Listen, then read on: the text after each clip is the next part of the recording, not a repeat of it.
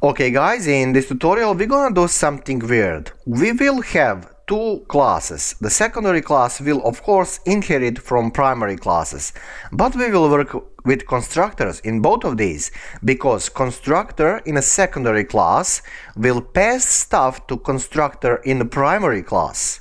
Because we can do that.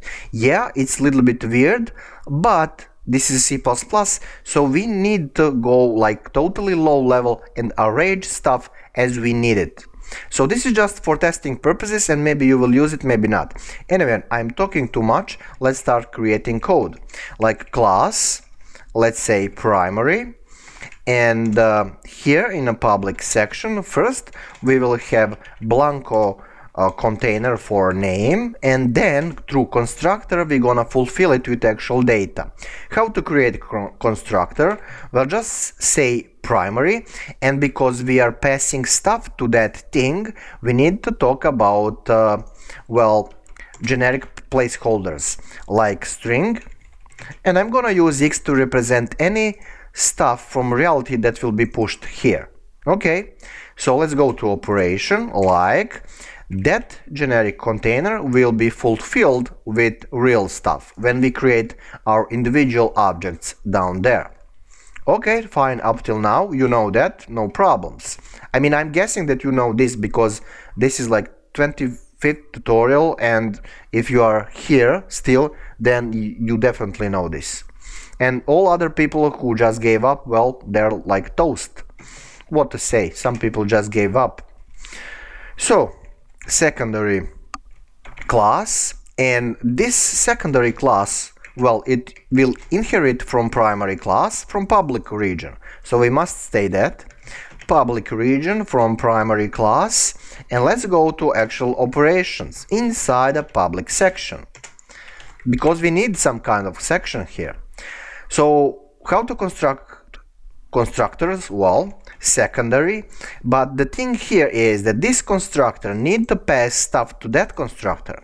So brackets, and inside the brackets, what is the expected data type? String, and let's call Z here to represent any stuff from reality. Now what's methodology? Here you need to say what are you targeting with the colon, exactly like you are using it here. Well, you're targeting primary class. Okay, primary class, and inside the primary class you have that constructor, fine, and that constructor demands string, fine. So let's say epsilon here.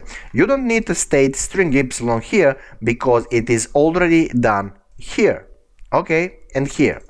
So sometimes you need to experiment a bit if you're a beginner what will work, but yeah, that will get the job done. Anyway, actual operation here will be just printing that everything is fine, like done, because it is always nice to inform user that everything happens as need to happen.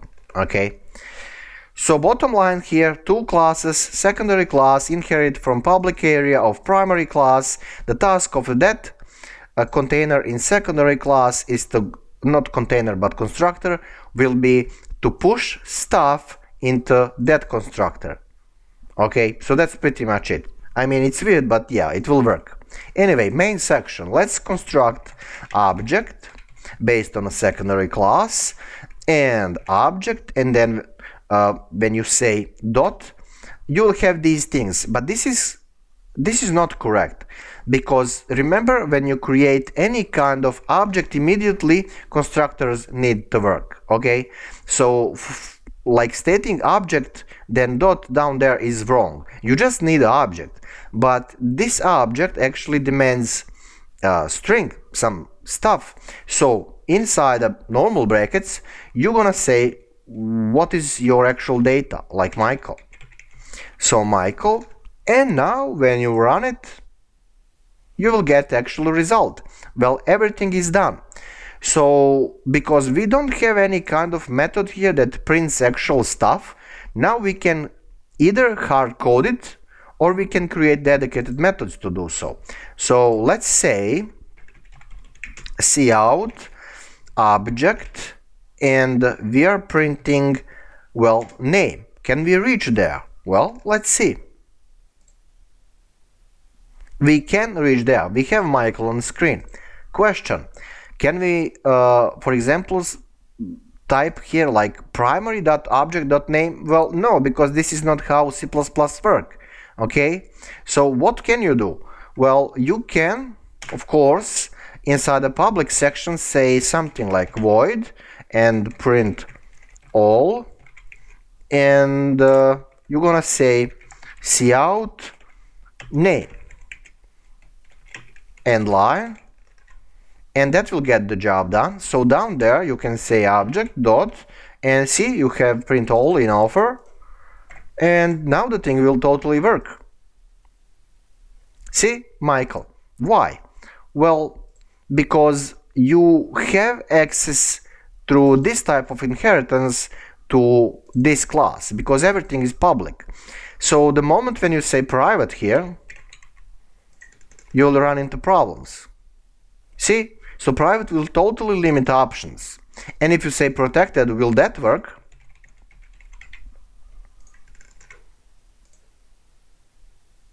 Okay, it will work. So here, if you substitute public with protected, will that work? It will, because there are that protected area in primary class. Cool stuff. Now, if you say protected here and protected here, will that work? Oh, sorry, private. Private here and private here. Will that work? Well, it will not work, because let's check errors.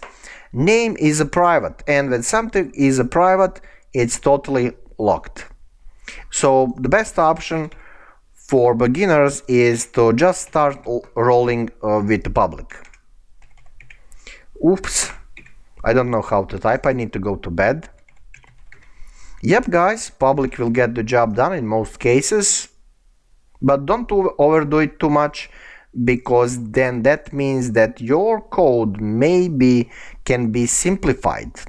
The whole purpose of inheritance and these access levels, access modifiers as they say, is to like separate regions of your program in such a way that you will work in some areas where you will construct your code in such a way that in another areas it will be used, but it will not be changed.